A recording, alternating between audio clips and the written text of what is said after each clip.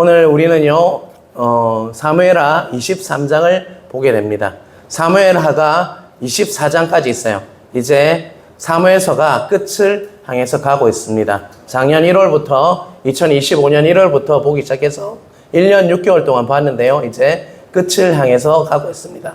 한 3, 4주 정도 더 하고 마무리 짓고 다른 정말 성경을 보기를 원하는데요. 오늘은 23장 1절에서 7절까지 말씀인데 우리는 1절에서 5절까지 말씀을 중심으로 오늘 말씀을 보기를 원합니다.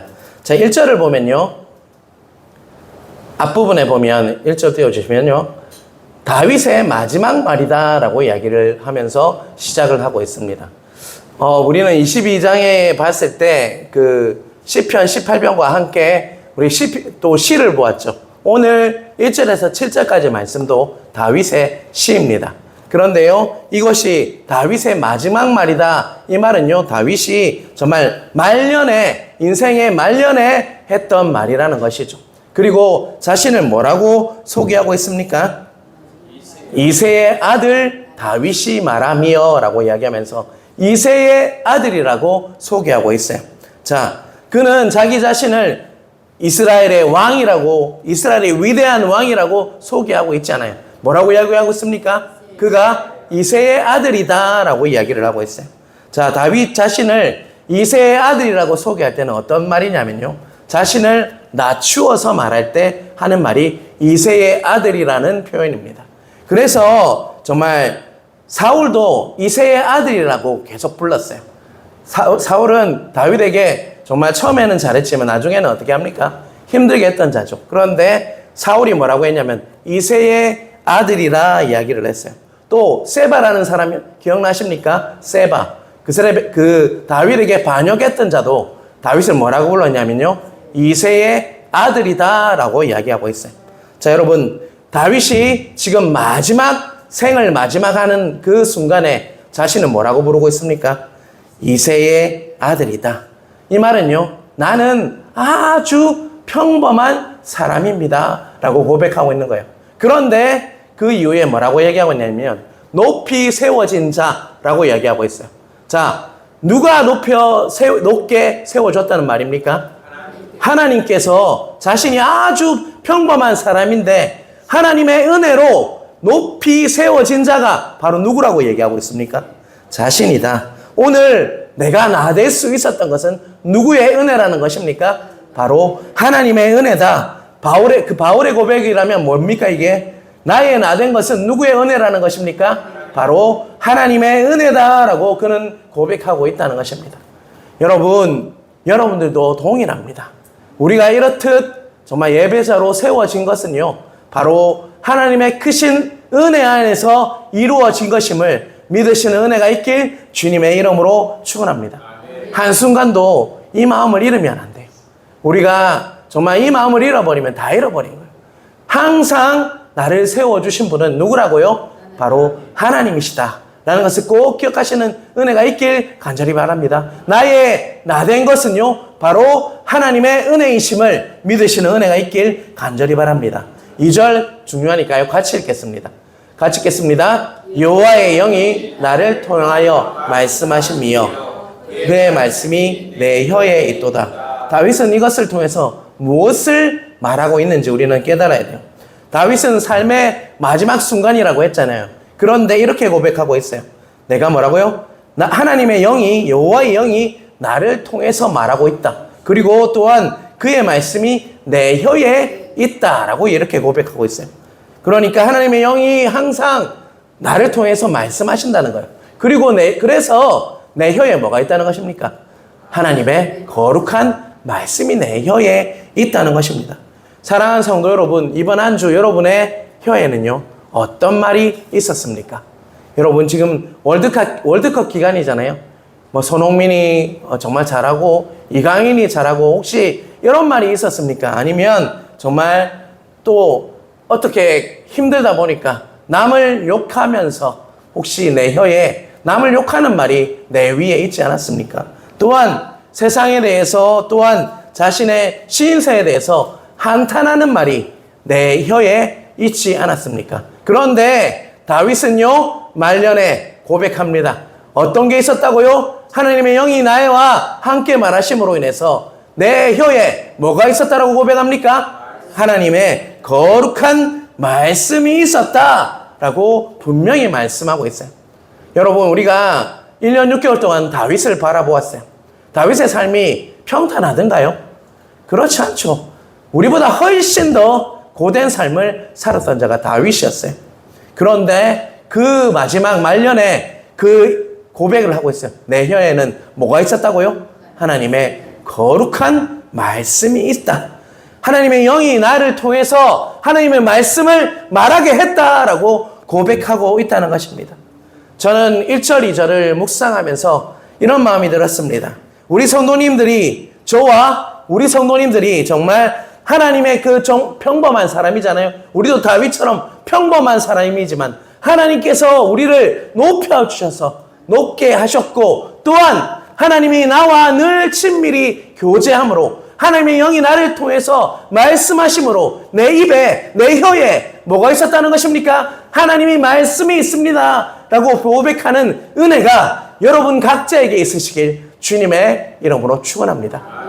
과연 여러분은요, 평소에 어떤 말을 하고 계십니까? 우리 자신 한번 돌아보시길 바랍니다. 정말 다윗은요, 우리보다 훨씬 어려웠던 사람이에요.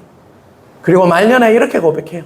내 혀에 하나님의 말씀이 있었다. 왜요? 하나님의 영, 성령님이 나를 통해서 말씀하심으로 하나님의 말씀이 임해서 내 혀에는요, 하나님의 말씀만이 있을 뿐이다 라는 고백을 하고 있다는 것입니다. 여러분, 이 고백은요, 다윗이 너무나도 하나님과 친밀했기 때문에 정말 이런 고백을 할 수가 있다는 것입니다. 하나님과 정말 가까운 자가 바로 누구였다는 것입니까? 다윗이었다라고 말씀하고 있는 고백이요, 1절, 2절의 고백이라고 할 수 있습니다. 여러분, 1절, 2절 고백이 그냥 다윗이 훌륭했네 라고 보지 마시고 바로 내 고백이, 내 혀의 고백이 바로 이 고백이 되시길 주님의 이름으로 축원합니다. 3절 같이 읽겠습니다. 이스라엘의 하나님이 말씀하시며 이스라엘의 반석이 내게 이르시기를 사람을 공의로 다스리는 자, 하나님을 경외함으로 다스리는 자요. 자, 하나님이 3절 끝부분에 보면 다윗을 뭐라고 부르고 있습니까? 사람을 공의로 다스리는 자, 하나님을 경외함으로 다스리는 자요. 하나님이 이렇게 자신에게 이렇게 말씀하셨다는 거예요. 이스라엘 하나님이 말씀하시며 이렇게 했잖아요. 이스라엘의 반석이 내게 이르시기를, 이 말은 하나님께서 나에게 이렇게 말씀하셨대요. 누구를 다스린다고? 사람을요, 공의로 다스린다. 또 하나님을 경외함으로 다스리는 자가 누구라는 것입니까? 다윗이다. 이렇게 말씀하셨다는 것이에요. 바로 이 말은요, 하나님의 마음에 합한 자, 하나님을 기쁘게 하시는 자가 다윗인데, 그 자가 어떤 일을 하냐면요, 사람을 뭐로 다스린다고요? 공의로 다스리는 자이고 하나님을 경외함으로 다스리는 자요. 이 말을 제가 해석하면요, 이렇게 할 수 있어요. 다윗이 하나님을 경외하기 때문에 무엇을, 사람을요, 공의로 다스렸다라고 표현할 수 있어요. 그래서 하나님이 기뻐하셨다는 거예요. 하나님의 합한 자가 되었다는 것입니다. 여러분, 공의라는 말, 이 말을 잘 해석하시길 바랍니다. 공의는요, 제가 천천히 읽을게요. 개인의 사랑을 넘어서서 공동체 전체를 사랑하는 방법이 뭐냐면요, 공의입니다. 자신을 사랑하는 것을 뛰어넘어서 이제는요, 여러분의 옆에 있는 공동체의 일원을 사랑하는 방법이 뭐라고요? 공의예요. 그런데 바로 다윗이요, 자신을 사랑하는 마음을 뛰어넘었어요. 그리고 누구를 사랑했냐? 자신의 백성, 이스라엘의 백성인 그 사람을 진짜 사랑하기 시작했다는 것입니다. 그래서 하나님이 그를 하나님 마음에 합한 자로 불렀다. 그런데 그 이유가 뭐라고요? 하나님을 경외했기 때문이다 라고 얘기하고 있어요. 그리고 또한 하나님을 경외한다는 말이 있잖아요. 자, 여러분, 우리 위에는 누가 계십니까? 하나님이 계십니까? 그래서 우리가 어떤 선택을 해도요, 내 뜻을 의지해서, 내 생각을 의지해서 하는 것이 아니라 내 위에 계신 하나님의 뜻과 하나님의 계획을 우리가 의지하는 사람이 뭐라는 것입니까? 하나님을 경외하는 자예요. 내 뜻과 내 방법은 딴 데 있어요. 내 계획은 다른 데 있어요. 하지만 하나님을 경외하기 때문에 내 뜻이나 내 계획이 아니라 누구의 뜻을 따른다는 것입니까? 바로 하나님의 뜻을 따르고, 그래서 백성들을 사랑하게 되는 자, 백성들을 사랑으로 다스리는 자가 누구였다는 것입니까? 바로 다윗이었다라고 이야기해요. 그렇기 때문에 다윗을 하나님께서 뭐라고 이야기했습니까? 하나님 마음에 합한 자, 하나님이 기뻐하시는 자라고 부를 수 있었다는 것입니다. 여러분, 이러한 은혜가 여러분에게도 있길 간절히 바랍니다. 이제 나를 사랑하는 거를 뛰어넘으셔야 돼요. 여러분, 누구를 사랑해야 될 것 같습니까? 우리의 공동체의 옆에 지체들을 사랑하고요, 우리 교회를 사랑하는 공의로 여러분을 무장하시는 은혜가 여러분에게 있길 간절히 바랍니다. 나의 기도도 하지만요, 옆에 있는 지체들을 위해서 기도하면요, 그 사람을 사랑할 수 있어요. 여러분, 그런 자를 하나님께서 뭐 하신다는 것입니까? 경외하는 자라고 부르시고요, 하나님께서 기뻐하신다는 것입니다. 내 뜻은, 내 계획은 어찌 보면 내가 잘 되는 거예요. 그런데 하나님을 경외하다 보니까 하나님의 뜻이 내 마음에 들어와요. 하나님 뜻이 뭐예요? 하나님 사랑하고 이웃을 사랑하는 마음이 내 마음에 들어오니까 옆에 지체들을 챙기고, 옆에 지체들을 사랑하고, 옆에 지체들을 위해서 더욱더 사랑하는 것이 공의예요. 그런 자를 하나님은 경외한다라고 하는 거예요. 하나님이 그냥 두려워하는 그것을 끝나는 게 아니라 바로 이 마음이 부어진 자가 하나님을 경외하는 자예요. 그런데 잘못 생각하고 있어요. 우리는 그냥 하나님만 두려워하잖아. 두려워하니까 나 하나님 경외하는 거예요. 그렇지 않습니다. 옆에 있는 지체들을 사랑할 수 있어야지 하나님을 경외하는 거예요. 내 뜻이 아니라 나를 사랑하는 마음을 이제 뛰어넘어서 정말 이웃을 사랑하고 정말 지체들을 사랑하는 그 마음이요, 바로 하나님을 경외하는 마음 안에서 있다는 것을 깨닫는 은혜가 있길 주님의 이름으로 축원합니다. 4절 같이 읽겠습니다. 그는 돋는 해의 아침빛 같고 구름 없는 아침 같고 비 내린 후에 강선으로 땅에서 우미 돋는 새풀 같으니라 하시도다. 자, 하나님을 경외해서 공의로 그 백성들을 사랑했다고 했잖아요. 그런 자에게 어떤 축복이 있는지를 4절은 말씀하고 있습니다. 자, 첫 번째 노란 색깔이 있는데 조금 황토빛 나는 색깔이 있잖아요. 뭐라고 이야기하고 있습니까? 돋는 해의 아침빛 같고. 자, 새벽 여명에 가장 어두울 때가 언제입니까? 새벽이에요, 새벽. 해가 뜨기 전에 가장 어두워요. 그런데 그 짙은 어둠이요, 아침 해가 딱 뜨잖아요. 그러면 순식간에 어떻게 됩니까? 사라져 버린다는 것입니다. 자, 하나님을 경외하는 자, 그래서 공의로 사랑하는 자에게는 정말 어둠과 칠흑 같은 어둠이 있어요. 그런데 해가 딱 떠들는 것 같이 그 순식간에 정말 어둠이 뭐로 사라진다는 것입니까? 빛으로 임해서 사라지는 역사가 있다는 것입니다. 해가 뜨기 전에는 정말 어두워요. 하지만 해가 떠서 정말 빛이 임해서 정말 등불처럼 임해서 정말 어둠이 사라지듯이 하나님을 경외하시고 정말 공의로 백성을 다스리는 그 리더에게는요, 돋는 해의 아침빛 같은 은혜가 임한다는 것입니다. 아무리 어두울지라도 여러분, 돋는 해와 같이 하나님께서 임하셔서 그 어둠을 어떻게 합니까? 없게 해주신다는, 다 사라지게 해주는 은혜가 있다는 것입니다. 그러한 은혜가 여러분 각자에게 있으시길 주님의 이름으로 축원합니다. 또한 노란 글자로 또 되어 있죠. 구름 없는 아침 같고라고 얘기해요. 자, 여기서 말하는 구름은 무엇을 상징하냐? 우리들의 삶 속에 만나는 바로 많은 재앙과 고통을 말하는 거예요. 우리 삶에 재앙과 고통이 있잖아요. 한 명도 빠짐없이 다 있습니다. 정말 평탄한 꽃길만 걸으면 참 좋겠지만 우리에겐 누구나 고난이 있고 또 재앙이 있어요. 그런데 그 정말 하나님을 경외하고 공의로 다스리는 그 리더에게는 뭐가 있다는 것입니까? 구름이 없다는 거예요. 그런 재앙이 없고 고난이 아침같이 밝아져서 없어지는 은혜가 있음을 믿으시는 은혜가 있길 간절히 바랍니다. 여러분, 내 뜻이 아니라 하나님을 경외하는 마음을 가지심으로 정말 하나님의 뜻대로 살아가시는 은혜가 있으면요, 구름 없는 아침 같은 날을 매일 맞을 수가 있다는 것입니다. 여러분, 그러한 은혜가 매일매일 여러분 삶 속에 이루어지길 주님의 이름으로 축원합니다. 자, 세 번째 파란 글자가 있잖아요. 우리 같이 읽어보겠습니다. 위에 강선으로 땅에서 우미 돋는 새풀 같으니라. 자, 자, 새벽에 밤새 비가 옵니다. 그런데 자, 아침이 딱 밝았어요. 그런데 새벽에 온과 동시에 어떤 일이 일어납니까? 개어요. 해가 이렇게 개어요.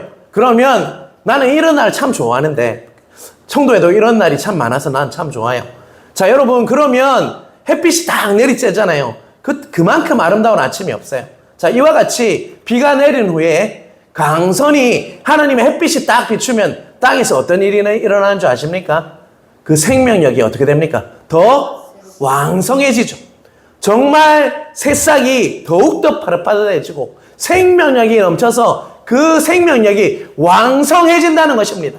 자, 여러분, 다윗에게 이런 하나님을 경외하는 자에게는 이런 은혜가 임해서 정말 비 내린 후에 강선처럼 임해서 생명력이 왕성해지는 은혜가 있다는 것입니다.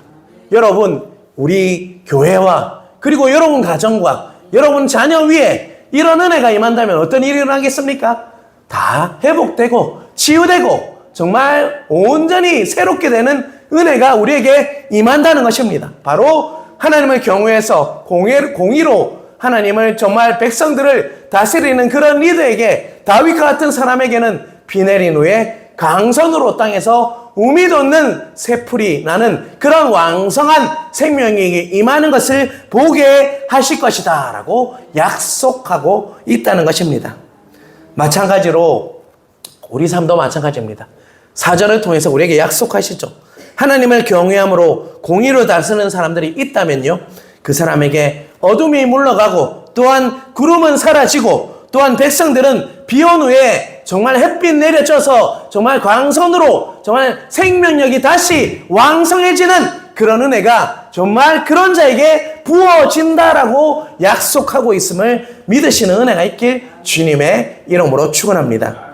자, 이사야 11장을 볼 건데요. 이사야 11장은 누구를 예언하는 말씀이냐면요, 바로 누굽니까?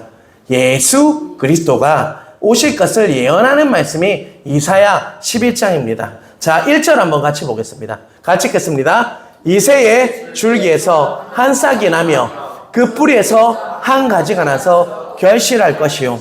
자, 이새의 줄기는 누굽니까? 앞에서 보았잖아요. 이새의 저 아들이 누구라고 했죠? 다윗. 다윗의 그 가문에서 누가 오신다냐면요, 바로 그 가문 안에서 하나님의 구원자가 메시아가 올 것임을 예언하고 있어요. 1절에는요. 그리고 2절 같이 읽겠습니다. 2절 중요한 말씀이니까 잘 읽겠습니다. 그의 위에 여호와의 영 곧 지혜와 총명의 영이요 모략과 재능의 영이요 지식과 여호와를 경외하는 영이 강림하시리니. 자, 여러분 한번 읽어보십시오. 여호와의 영, 곧 또 어떤 영이 있습니까? 지혜의 영이 있고요. 또 총명의 영이 있고 모략과 재능의 영이 있고 지식과 여호와를 경외하는 영이 강림하실 것이다 라고 이야기하고 있어요. 자, 하나님이 보내실 구원자 위에 뭐가 임한다는 것입니까? 바로 지혜와 총명과 모략과 재능과 지식과 여호와를 경외하는 영이 임할 것이다 라고 말씀하고 있어요.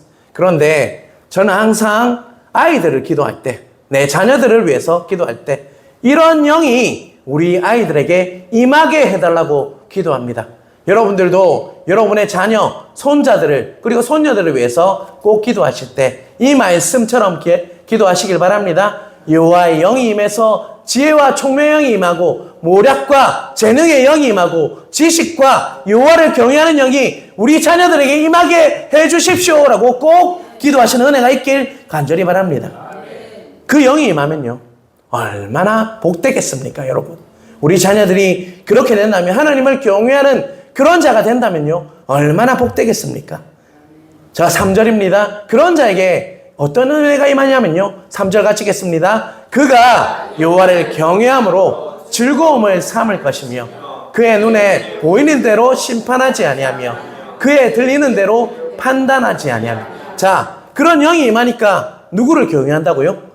여호와를, 하나님을 경외하게 돼요. 그냥 경외하는 것은 끝나는 거 아십니까? 그게 뭐가 된다는 것입니까? 즐거움, 참 기쁨이 된다. 하나님을 경외하는 것이 참 기쁨이 되면 그 사람은 얼마나 복을 받겠습니까? 여러분, 그런 복이 임한다는 것이죠. 그리고 눈에 보이는 대로 심판하지 아니하며 귀에 들리는 대로 판단하지 아니하며. 이 말씀도 중요합니다, 여러분. 눈에 보이는 대로 우리가 판단한다면요, 다 틀려요. 또 귀에 들리는 대로 판단한다면 다 틀리게 되어 있어요. 그런데 하나님을 경외해서 정말 지혜와 총명과 모략과 재능과 지식과 요야를 경외하는 영이 임하면요, 분별력이 생겨서 정말 보이는 대로 판단하지 않고요, 하나님이 보시는 눈을 주셔서 보이는 대로 보되 하나님이 보는 눈으로 판단하게 된다는 거예요. 귀도 열려서 정말 듣지만 다른 하나님이 무엇을 말하는지를 깨닫게 되는 은혜가 부어진다는 것입니다. 여러분, 그러한 은혜가 여러분 자녀들 위해, 여러분 위에 임하길 주님의 이름으로 축원합니다. 여러분, 그런 복을 주신다는 것입니다.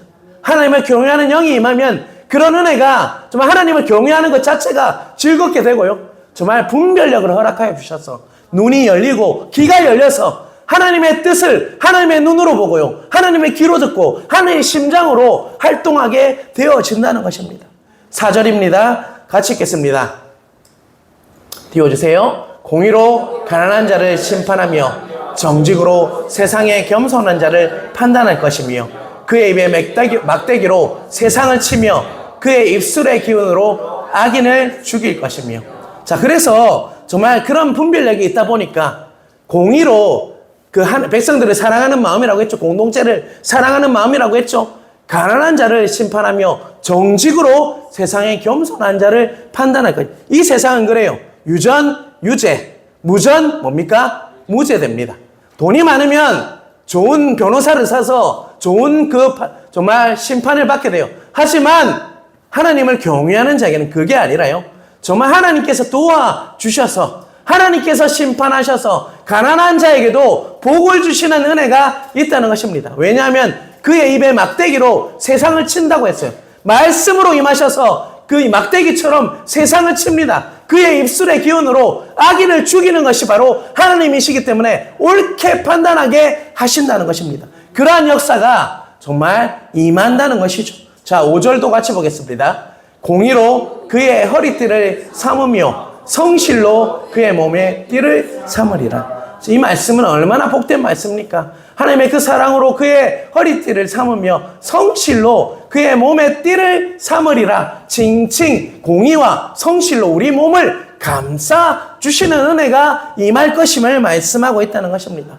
그리고 6절에서 9절은요, 너무나도 아름다운 그 이야기를 해요. 하나님 나라가 임할 건데 어떤 나라가 임하냐면요, 사막에 샘이 돋아나고 넘쳐 흐르게 되고요, 또 사자들이 어린 양과 아이들과 놀게 된대요. 그리고 독사의 굴에 손을 넣을지라도 어떻게 됩니까? 사망하지 않아요. 상하지도 않고 해함도 입지 않는 그런 하나님의 나라, 메시아의 나라, 하나님의 나라가 임하게 될 것임을 말씀하고 있다는 것입니다.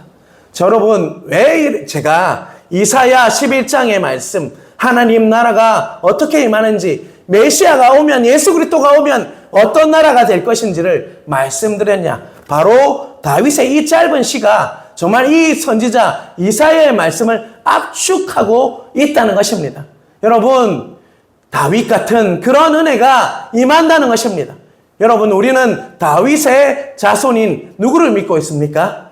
예수 그리스도를 믿는 자에게는 이런 축복이 임한다는 것입니다. 여러분 위에도 이런 축복이 임하게 될 것임을 이미 임했음을 믿으시는 은혜가 있길 간절히 바랍니다. 5절입니다. 우리 사무엘하 23장 5절로 돌아와서요, 그 말씀을 한번 같이 읽어보겠습니다. 같이 읽겠습니다. 네, 잘 자고 있네요.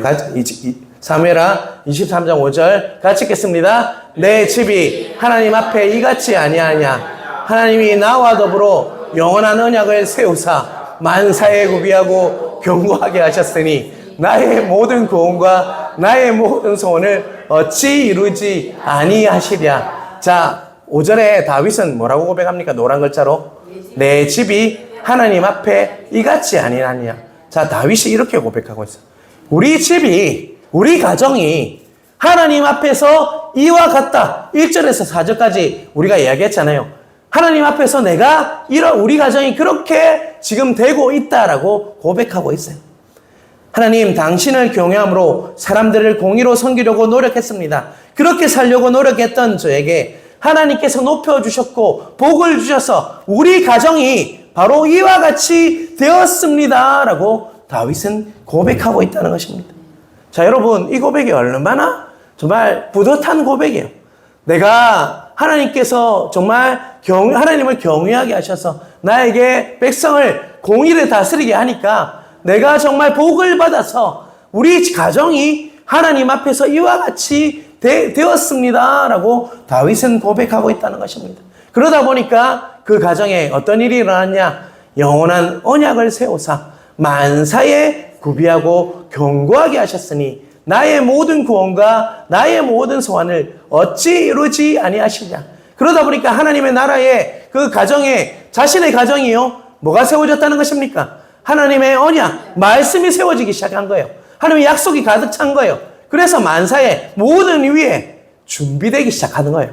그러다 보니까 그 가정을 통해서 정말 하나님의 메시아가 올 수 있는 모든 조건이 이루어졌어요. 그리고 그로 인해서 그 오신 예수 그리스도로 말미암아 모든 구원과 나의 모든 소원이 다 이루어졌다라고 마치 예수 그리스도께서 오신 것을 본 것처럼 다윗은 고백하고 있다는 것입니다.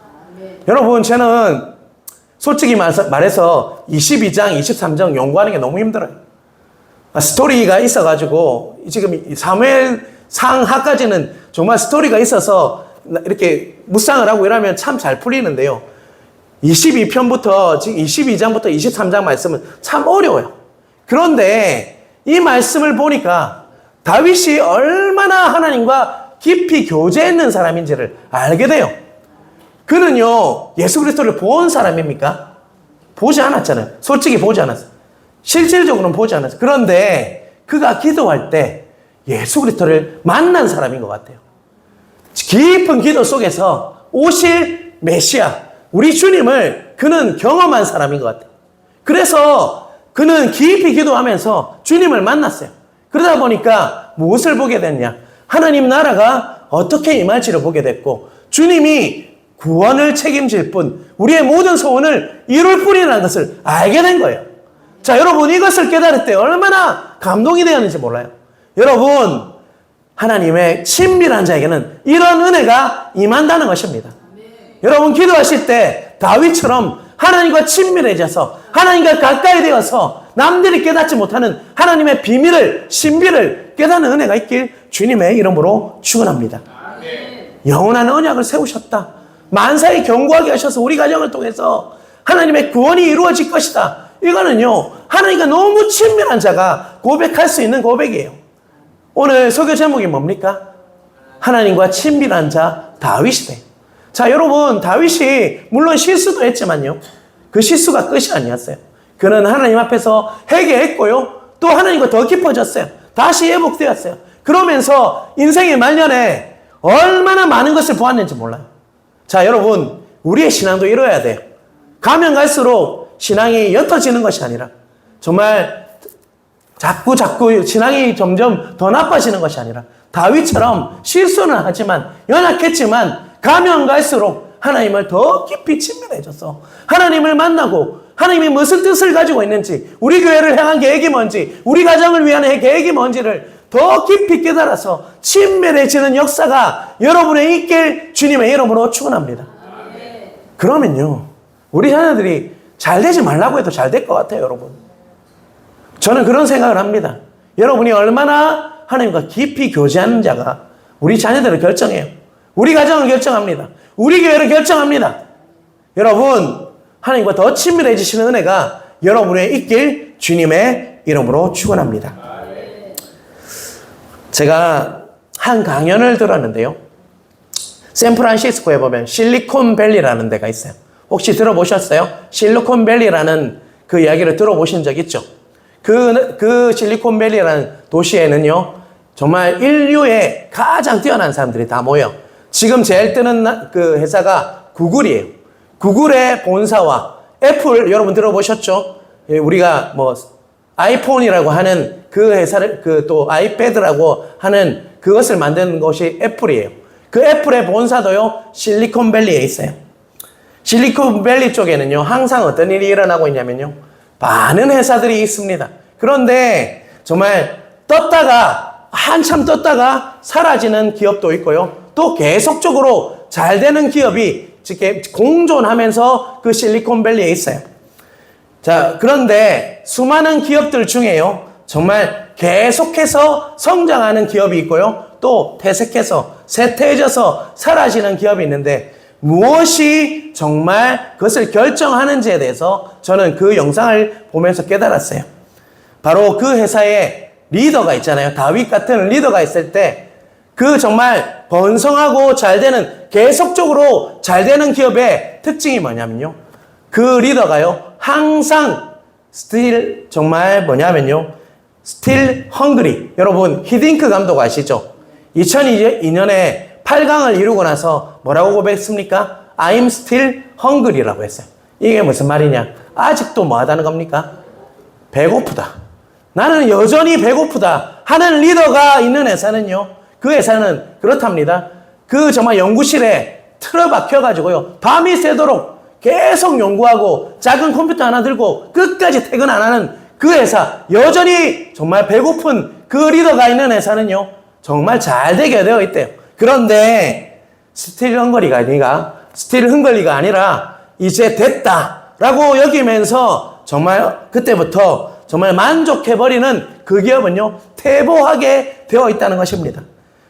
회사의 세사에 시가총액이 몇 조가 넘어요. 그런데 어떤 CEO는요, 그 작은 사무실에 틀어박혔어요. 컴퓨터 하나 딱 들고요, 끝까지 밤을 샌대요.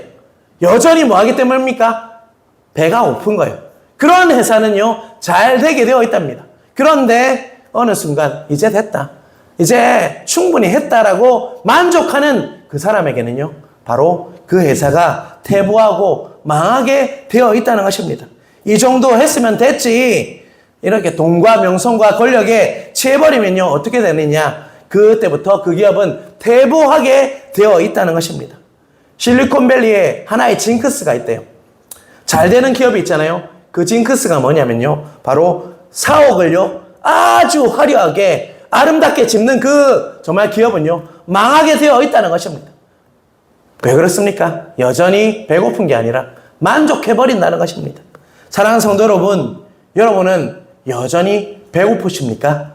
여전히 목마르십니까? 아니면 이젠 됐다, 이만하면 됐지 라고 신앙생활을 하고 있습니까? 그것이 실리콘밸리뿐만 아니라 우리의 신앙도 좌지우지하는 그 요인이 된다는 것을 잊지 않으시는 여러분 되시길 간절히 바랍니다.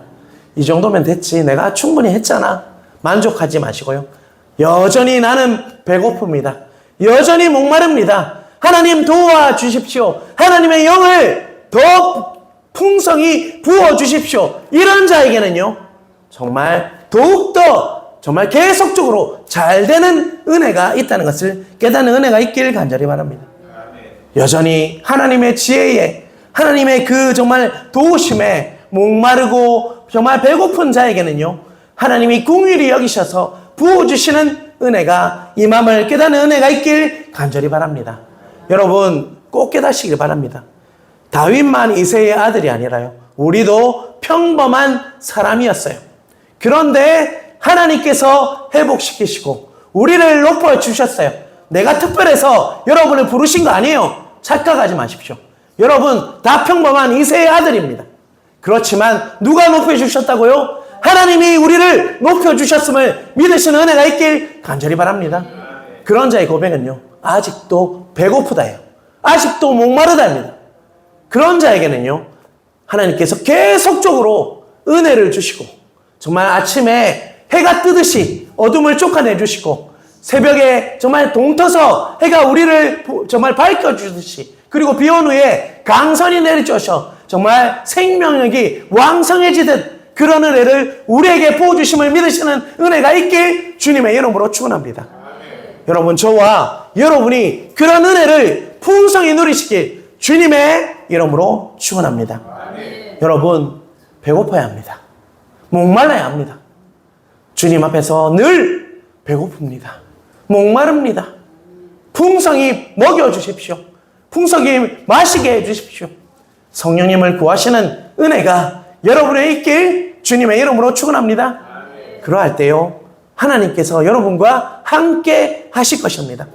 여러분의 기도를 들으시고 분명히 풍성함으로 임하셔서 여러분을 복되게 하실 것입니다. 자녀들을 복되게 하실 것입니다. 그리고 가정을 복되게 하실 것입니다. 우리 교회를 복되게 하실 것입니다. 그러한 은혜가 모든 일 위에 임하길 주님의 이름으로 축원합니다.